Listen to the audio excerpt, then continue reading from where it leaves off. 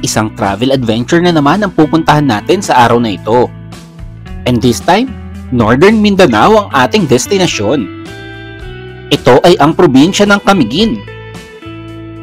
Tinatawag din itong the Island Born of Fire dahil merong 7 bulkan na nakapaloob sa maliit na islang ito. Sa videong ito ay ipapakita ko sa inyo kung paano ako nakarating ng Camiguin at kung ano-ano ang maaaring bayaran ninyo rito. Pati na rin ang mga maaaring gawin dito ay i-share ko sa inyo.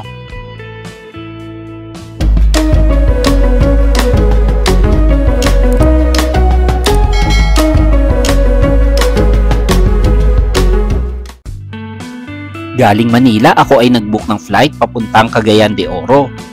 Paglabas ng airport ay merong mga minibus dito na tinatawag nilang Magnum Express. Ito ang aking sinakyan papuntang Agora Bus Terminal. Ayun guys, dito na ako sa may Agora Terminal. So ayun, from airport, sumakay ako nung Magnum Express. Papunta rito, 199 pesos yung pamasahe. Tapos ayun, from dito pupunta ako na ang Balingoan. So ayun, ito yung Churan Terminal. Ayan, sasakay ako dito nung biyaheng Butuan para babaan lang ako ng Balingoan, tapos tatawid ng Roro or boat papuntang Camiguin. So yun, update ko na lang kayo mamaya. Ayun guys, dito na tayo sa may Balingoan Port. So from terminal, from Agora Terminal, mga 2 hours 30 minutes yung biyahe, tapos yung pamasahe is 198 pesos. Tapos nilakad ko lang papasok. Malapit lang siya kasi yun yung main road. And then yan na yung port. Good afternoon po. Good afternoon. Saan yung regular? Ano pong available dyan? May senior, may SP. Kung SP undergrad lang. Regular lang. Okay. Akala ko yung may mga special na sasakyan di ba sa iba kasi may ganon. 359 sir. 359. Yan. So ayun, 359 ang fee. Pwede, mura na. 359. Ilang oras po yung Isang oras lang. Isang oras. Malapit lang, no? Sige. Tapos yun, kailangan natin magsulat. Bali, hanggang anong oras po may tawid? Hanggang 4:15. 4:15 yung last. Last trip. Mabuti pala umabot ako. May 3:59 ka, sir.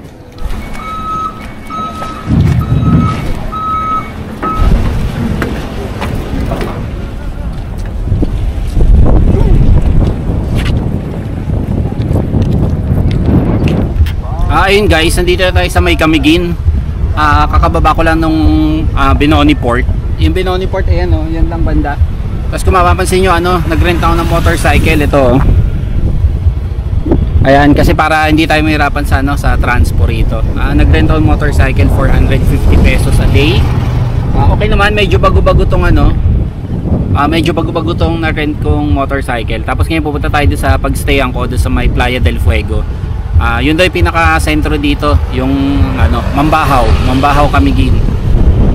Chinek ko sa Google Maps yung pag-istayan ko nasa 18 kilometers, so mahaba-haba rin yung tatakbuhin natin. Pero okay na rin kasi mas tipid since naka-rent tayo ng motor. So mas okay to and madali tayo makakagala-gala rito. So ayun guys, nandito na ako ngayon sa may Playa del Fuego. Ito yung una kong pag-istayan, beachfront siya. Ayan, kung nakikita nyo beach na yon. And then yung part na to is ito yung resto nila. Ayan. So nagsiserve sila ng mga food dyan and may mga alcoholic drinks din sila, mga beer. Tapos ngayon, kakadating ko lang and late na, 6 PM na. So start ko muna, pakita ko na muna sa inyo itong accommodation or room na nakuha ko. So guys, very quick tour lang dito sa room na nakuha ko rito sa may Playa del Fuego. Ito na yung loob ng room. So kung makikita nyo, ayan agad yung bed. Malaki yung bed. Tapos may mga ano, towels, tapos may toiletries, ayan o, may soap and may toothbrush. Kasi yan, 4 na pillows, 2 maliit and 2 malaki, tapos may blanket ng 2. So, sa side na to, window. At ito rin, malalaking window niya. Tapos may fan. And then ito yung dressing area. And then ito na yung CR na may divider. Ayan yung shower, ayan yung toilet bowl. So yun lang, quick lang. Ang napansin ko na dito na downside is hindi siya aircon or walang air condition dito sa room na to. Fan lang. Yun lang yung downside na nakita ko. And ang upside naman is yung free breakfast and free dinner.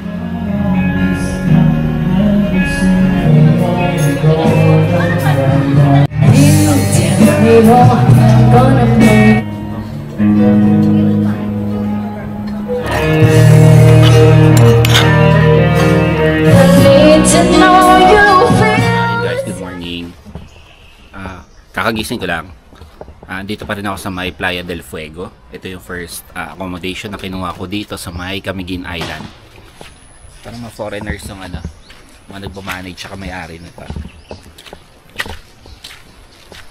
Then, pakita ko sa inyo yung itsura ng ano, beachfront. Ito yung beachfront, oh. And yung mga beach dito, hindi ano eh, hindi white sand kasi ano to eh, itong Camiguin Island, maraming ano rito, volcanoes dito. So yun din yung reason kaya ano, naging black yung mga ano rito, yung mga sand. Ayun, ganda oh. Meron silang ano, ayun oh, beachfront na ano, accommodation, tapos window glass. So kung diyan kayo nakastay, ang ganda ng view nyo kasi ano, kita mo agad yung dagat paglabas mo. Ang ganda yung panahon ngayon, maaraw pero medyo mahangin, so hindi mo mararamdaman yung ano, init. Actually resort ano, medyo ano pa raw, under construction, so may mga ginagawa pa, may mga ini-improve pa. Tahimik rito. Kung ayaw nyo ng crowded ng ano, so matutuwa kayo rito, mag-enjoy kayo rito kasi ang peaceful.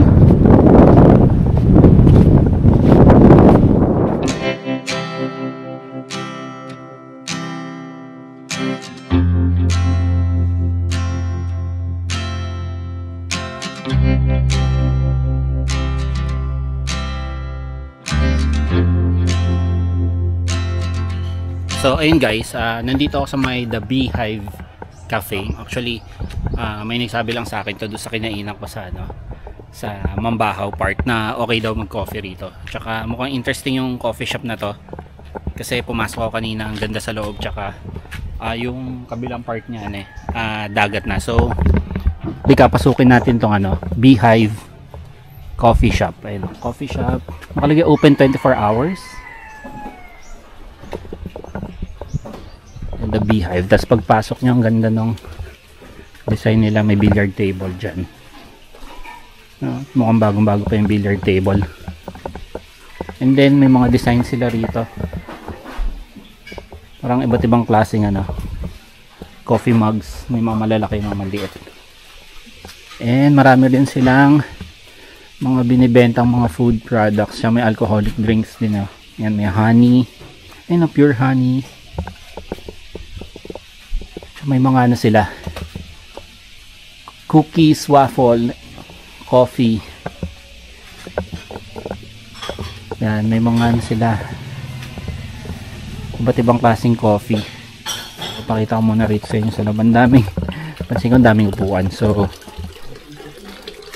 pag pumunta kayo rito sa Camiguin, try nyo rito, and for sure dito may seats kayo. Ayan, daming tables tsaka seats, iba't ibang klase. Ayan.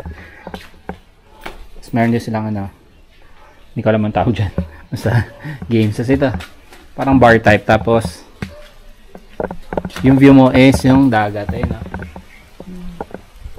Pero sa kabilang side may ganun din. Punta natin yung kabilang side, mas malaki. Tsaka mas close to beach. Ayun guys, ito yung sinasabi ko na part na mas close siya sa beach. Tsaka yung ang daming table and chairs. So for sure di kayo maubusan dito pag pumunta kayo rito.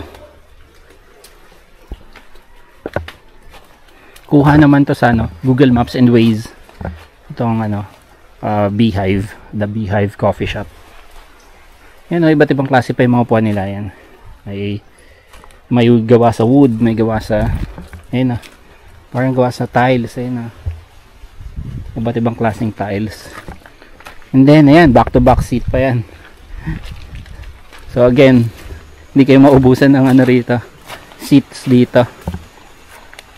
Ayan, dami. Tsaka itong part na to, parang mas okay ito sa part na to. Dito open siya, so medyo mainit, pero mas feel ko umupo rito. Mukhang dito ako pipwesto kasi ganda ng view yun. Ayan mo yung view, dagat na. So parang sarap yan habang nagko-coffee ka dyan or kumakain ka dyan. Ito yung view mo, diba? Sobrang nakaka-relax.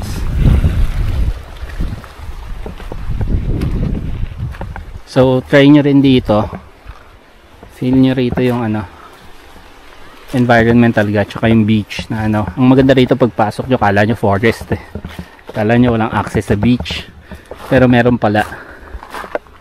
Ito may part pa nga rito na ayan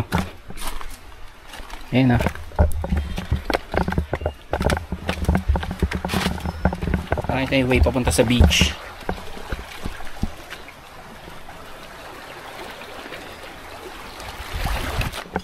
Itong part na to is puro table and chairs. Ayan, may pa sila, duyan na chair.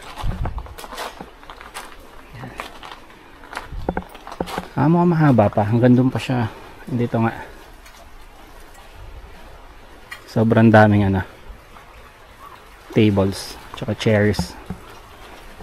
Dito kita rin yung yung dagat, pero for me mas okay yung pumesto rito pag maambon kasi may cover ka, di ka mababasa.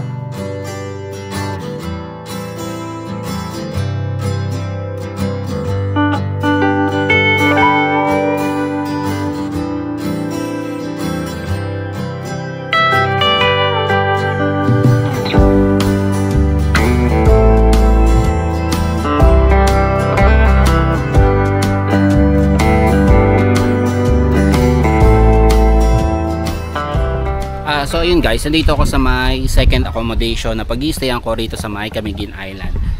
Ito yon, nasa likod. Ang name nung resort is Lanzones Cabana. Ayan, so pasok tayo.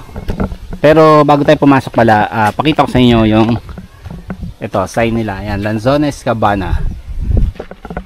So ayan, ito yung parking. Malaki, diba? So kahit mag-rent kayo ng car, kasya dyan. Ayun nga, may L300 na nakapark. Tas dito yung mga motorcycles. Kung unang punta nyo rito, dito kayo pupunta sa may reception office nila. Ayan, may kita nyo, may sign naman, office.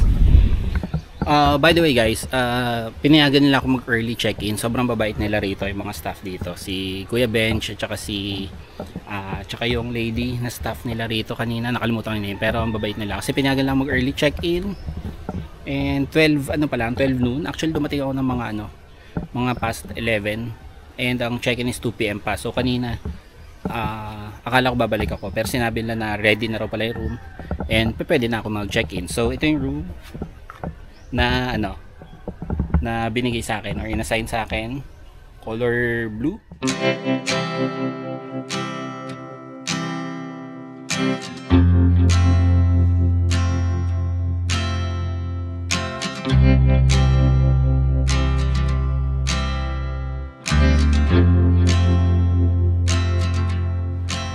So ayun guys, andito ako ngayon sa may jump off ng papuntang White Island. Ayun, dagat. So dun yung part na yun. Sabi kasi pwede pa raw 4 PM na pero actually wala pala, 3:30 PM, pero pwede pa raw. po. Doon, diretso na. Salamat. Hello po, good afternoon. Pwede pa po ba? Ayan, pwede pa. Pwede pa raw. Ako lang po eh. Pero pag may kasama, ano eh, no? Kaso kasi hapon na eh, no? Bagay, saglit lang naman ako. 600, no? Ayun, so 600. Pero kung may mga kasama, pwede maghati. Hanggang ilan ang max nun, ano, ate? Maximum 3 hours, sir. Pero sa ngayon, sir, pwede ka na hanggang 5 na lang. Saglit lang ako. I mean, ano, hanggang ilan max na tao? 4. So kung 4 kaya, pwedeng maghati-hati sa 600? Okay. Sige, so since isa lang ako, 600. Tsaka hapon na kasi, kaya wala nang mga sabay. Kung sanang umagay, no? May makakasabay pa eh. Okay lang, nag-umikot kasi ako eh. Naggala. Sir, punta kayo sa boat 33, sir. Boat 33. Ayun. Okay, salamat. Boat 33 po. 33? Apo. Nandiyan na raw sa babae. Ayun. Ayun, so wala na ako nakasabay. So, binayaran ko na ng buo yung 600. Pero kung apat kayo, di mas mura, tigwa 150. Tura? So kung solo kayo or dalawa lang kayo, mas maganda pumunta kayo ng morning. Mas marami kayo makakasabay pag morning. Pero pag ganitong hapon na kasi, halos wala na kayo makasabay. Kaya tulad ko, isa lang ako. So kung solo kayo, babayaran nyo mag-isa. Yung 600. Sige lang po. Hindi ko lang makita sa camera eh, pero yung nakikita ko yun. Doon yung ano, White Island. Baka hindi kita sa camera. Life jacket, sir. Ayaw nga. Life jacket. Ayun, life jacket muna tayo. Kasi para safe.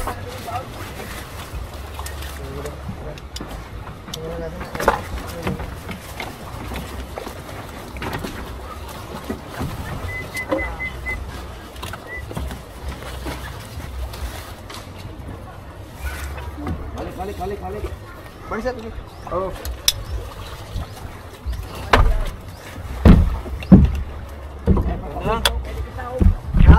Ayun, sakay na. Let's go. Yo, I'm like an addict, do I gotta have it. I ain't even playing, got a really bad habit. If it moves, gotta grab it, fuse like a magnet. Lose, won't have it till I'm doomed in a casket.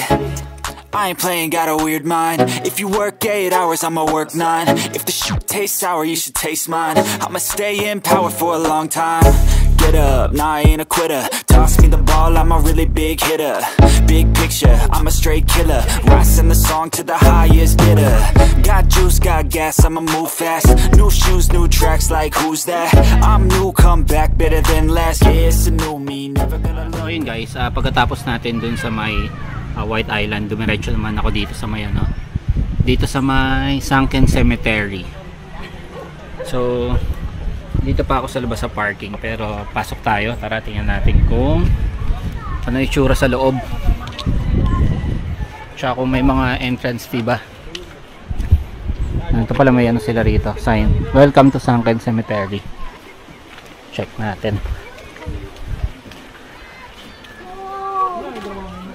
Ito, pagpasok mo pala, ano, may mga store dito, mga shops ng mga ano, clothing, mga souvenirs, ayan, mga cap, shorts, t-shirts, sleeveless shirts, ayan, dami.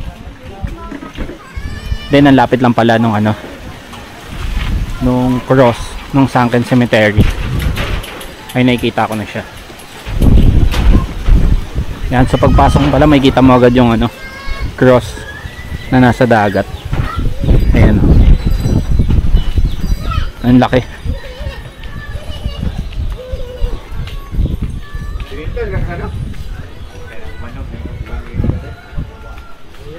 Kitang kita, yung ganda ng sunset dito.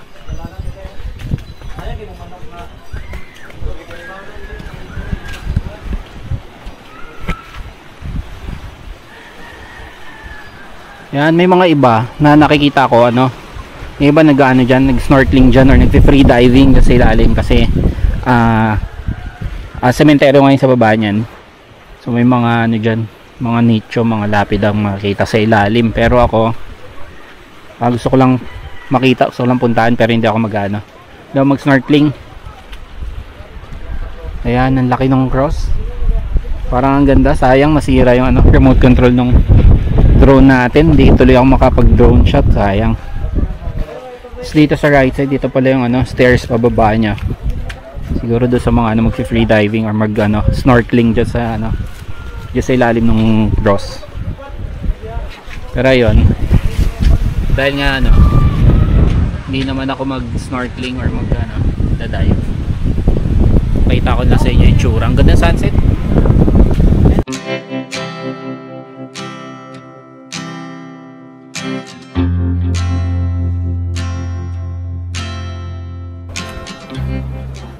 So ayun guys, good evening. Nandito ako ngayon sa may Unwind. Actually ano to, hotel and rest to.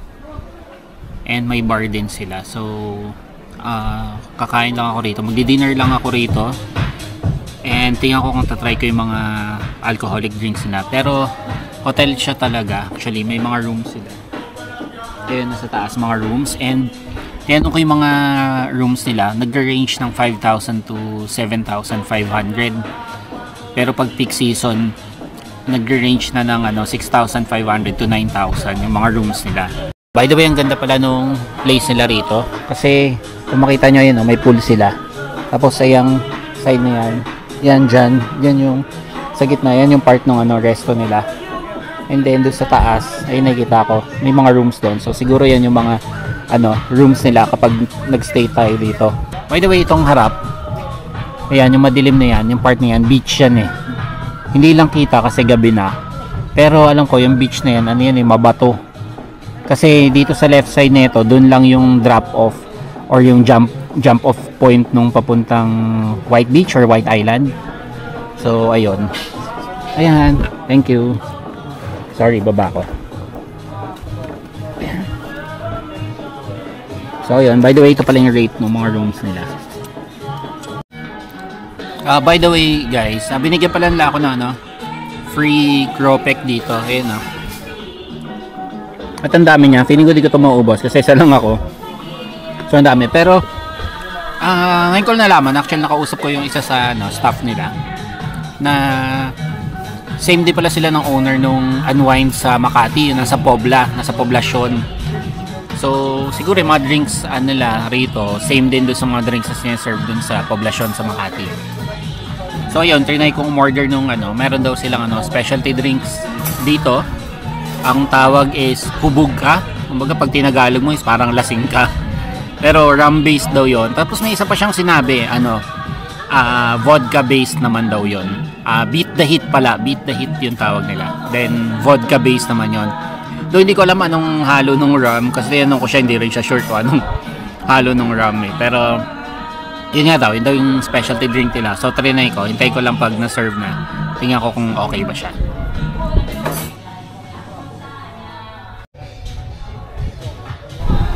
So ayun guys, dumating na yung ano, yung order ko. In fairness, ang dami or ang laki ng serving nila. And 270 pesos. Hindi ko na-expect na ganito ka dami or kalaki yung serving nila. Kaya umorder pa ako nitong isa, nitong seafood sisig. Ayan. Yung seafood sisig nila kasi akala ko ano, konti lang or maliit yung serving. Yung pala ang dami. So sana maubos ko. Tapos syempre nagbigay pa sila nga nitong ano, Cropec na ang dami-dami din. So hopefully maubos ko to. Plus ito nga pala yung drinks ulit nila na specialty daw nila yan. Ang name is Hubog Ka, which is yung rum based na drink nila. In fairness, tinikman ko na yung ano, itong drink na ano, masarap siya. Hindi ko lang ano, medyo hindi ko lang magets kung ano yung halo, kung ano yung mix niya, pero masarap naman actually, masarap. Medyo may pagkaano, parang naging sweet ng konti yung lasa nung ano, nung alak. So ayun, food trip muna ako.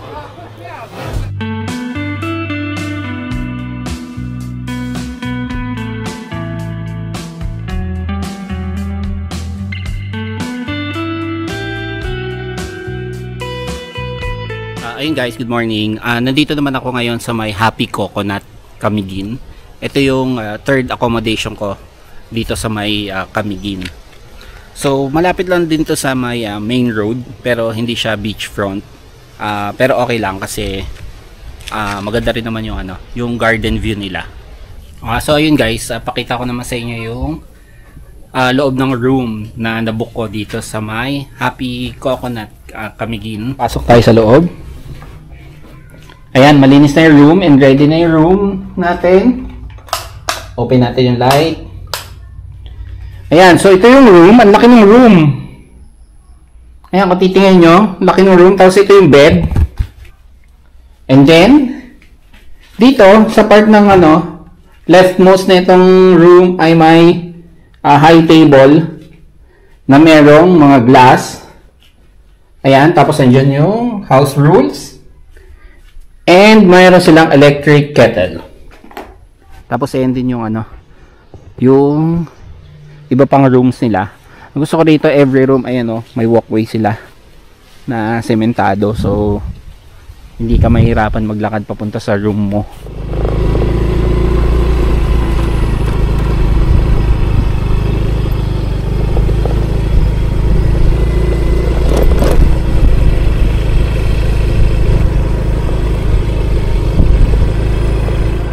So yun guys, nandito ako ngayon sa may Nanaw Cafe.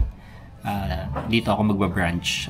Dito to located sa may Binunsaran, dito sa may Camiguin. Actually nasa bundok siya, so mga from main road dun sa baba, sa may Mambahaw to papunta rito sa may Nanaw Cafe, mga around 15 to 20 minutes pag naka motor. So yun, pero actually maganda yung view dito.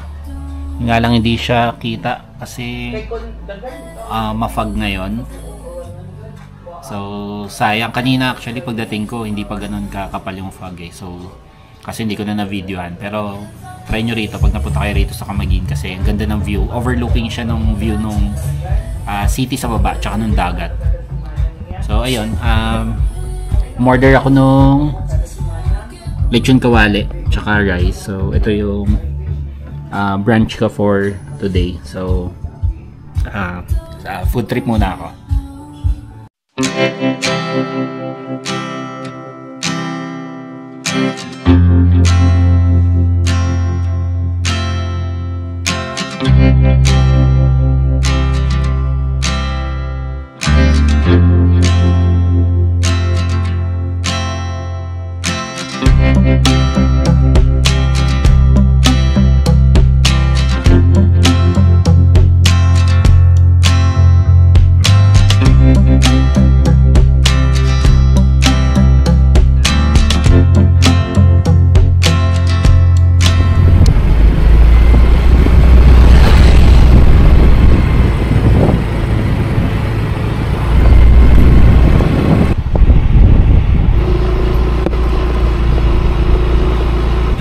So ayun guys, papasok na tayo ng Tuwasan Falls. Ito yung itsura ng entrance nya. Ayan, nasa likod ko. Then let's see kung magkano entrance fee. Kasi dito may ito mukhang may entrance, parang ito may entrance fee ata sila. Tanong na natin.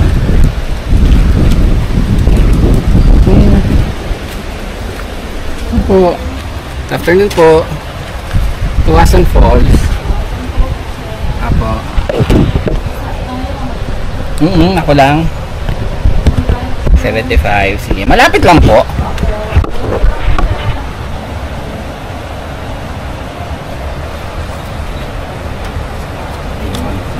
Copy ko na po ito, na.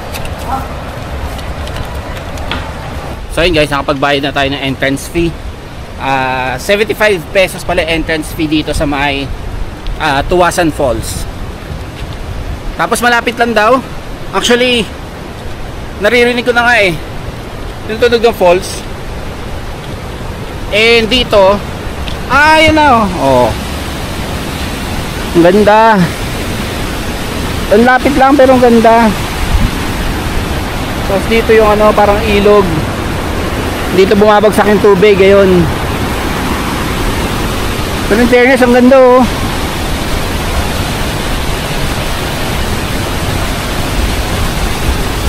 Ang ganda tong Tuwasan Falls. Tsaka ang lakas ng tubig. Tapos ang taas yung gagalingan ng tubig. Marami-rami rin pala naliligo ngayon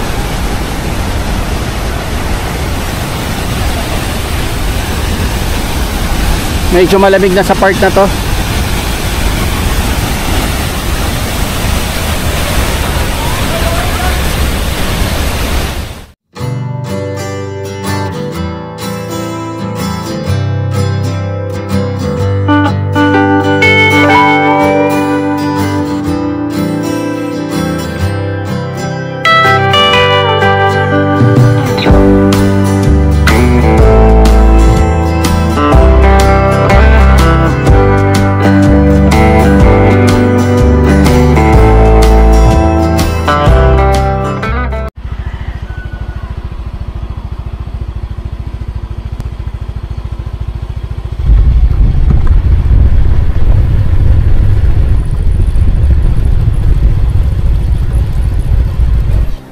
Ayun guys, nandito naman ako ngayon sa may Taste and See Camiguin.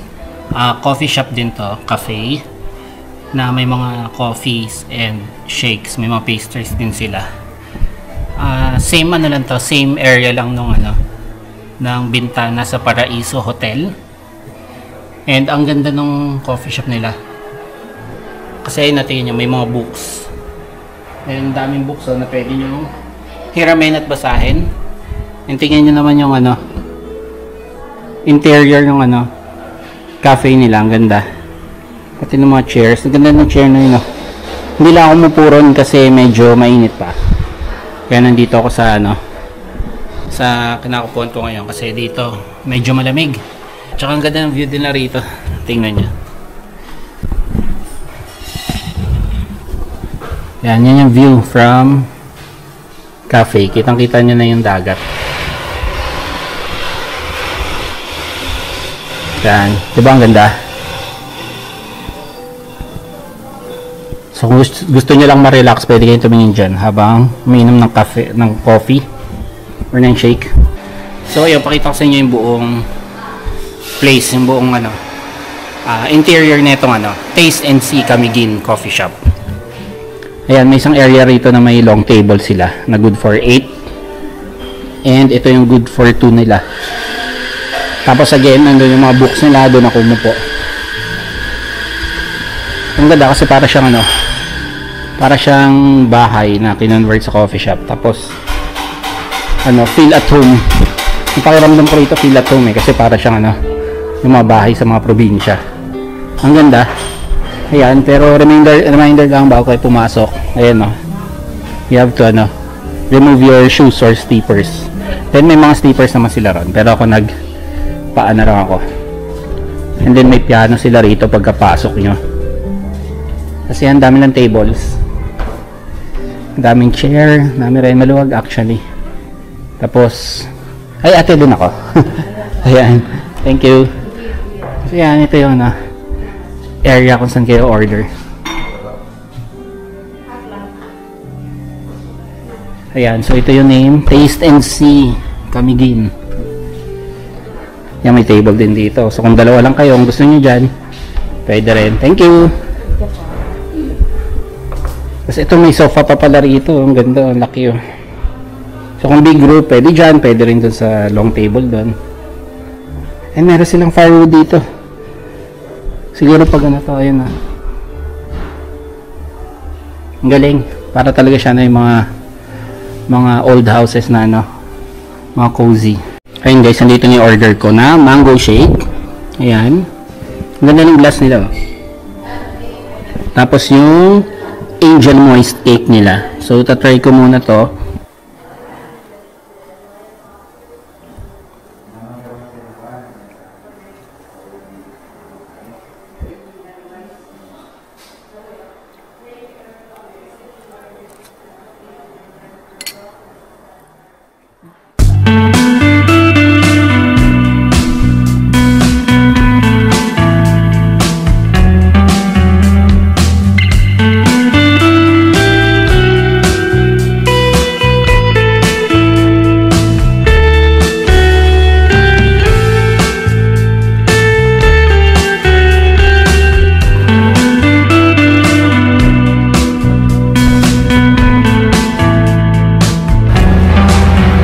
Guys, good morning.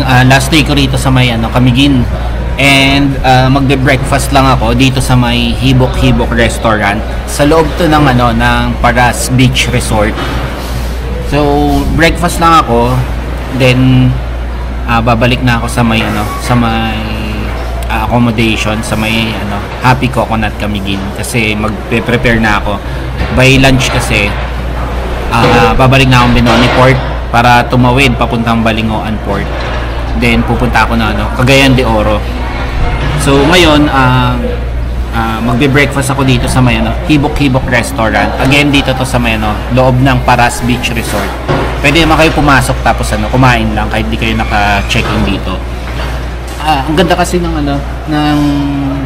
ambience nila rito. Actually na-recommend sa akin to nung staff dun sa may huling accommodation ko. Tingnan nyo. Tabi siya ng beach, kitang-kita nyo yung dagat. Kasi ang dami rin nilang available sa menu nila. Yan, may mga breakfast sila. Tapos bukod dun may mga starters sila. Yan, may mga chicken, may bacon, merong sisig, may calamares. Tapos meron din silang mga may soup, yan, bulalo, chicken sotanghon, sinigang. May mga pasta and burgers din sila, may mga pizza, yan. Ako ang in-order ko breakfast lang yung boneless daing na bangus. And nag-coffee na rin ako kasi wala na akong time mag-coffee after nito. Babalik na ako sa sa accommodation para mag-prepare at mag-check out. At para tumawid na ng Balingoan going to Cagayan de Oro. Guys, mag-ikot-ikot ako dito sa loob ng Paras Beach Resort. Pakita ko sa inyo yung mga amenities nila. By the way, ayan yung reception area nila. So kahit papasok kayo, mag-register kayo dyan. Kahit kakain lang kayo dito sa Hibok-Hibok Restaurant nila. So, ayan yung entrance galing sa labas. Tapos may mga dyan, lounge area dyan. Ayan, saan pwede kayo maghintay. And then pagpasok nyo rito, ayan, sa left side na yung Hibok-Hibok Restaurant nila. Tapos dito, sa side na to, merong parang pwedeng umakyat dyan. Kasi may stairs. Tapos may mga accommodation sila rito. Maganda yung mga accommodation nila. Though I don't know kung magkano yung mga rates ng mga rooms nila.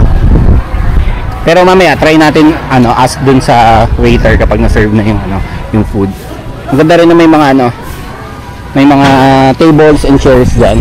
And then may duyan sila dyan sa tapat ng mga rooms. And dito sa part na to, ang ganda, may pool. Ang laki ng pool nila. Ayan yung pool nila. And then doon sa part na yun may mga accommodation din. Dito sa part na to, yan, pero parang pwede nyo tambayan na may mga table and chairs din doon sa taas. Tapos meron din mga rito. Ayun beach parang beach chair yan, ganyan. So may mga chairs dyan. Tapos dito sa part na to, kitang-kita nyo na yung dagat, which is sobrang nakaka-relax kasi alam nyo na, kapag narinig nyo pala yung alon ng dagat or yung tunog ng dagat tapos naamoy nyo yung dagat, sobrang nakaka-relax na. Doon pala sa part na parang may shore.